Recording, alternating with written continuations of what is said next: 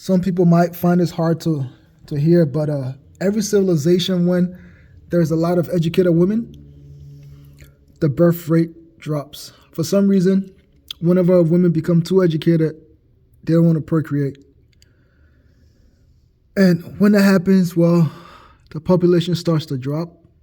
So in about 20 to 30 years, if you're now having kids, the likelihood of your kids finding someone good to marry is going to drop drastically.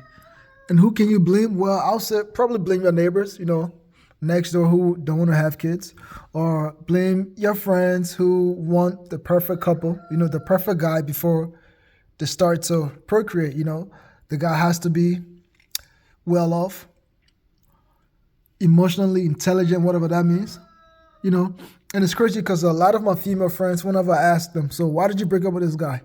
They will always say, well, I didn't like him anymore. And I will ask, was he abusive? No. Did he cheat on you? No. Was he financially illiterate? No. So if he never cheated on you, he never abused you, he was financially illiterate, he was good with his money, so why the hell did you break up with him? I didn't like him. And it's crazy because a lot of those women, they will leave a good guy and go on dating apps. And basically what happens is they just go through dick. That's it.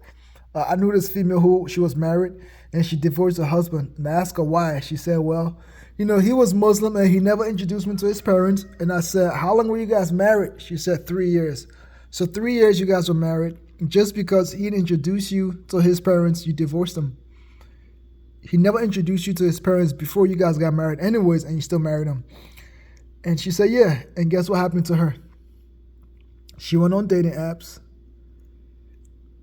started having sex with many men, and ended up getting chlamydia.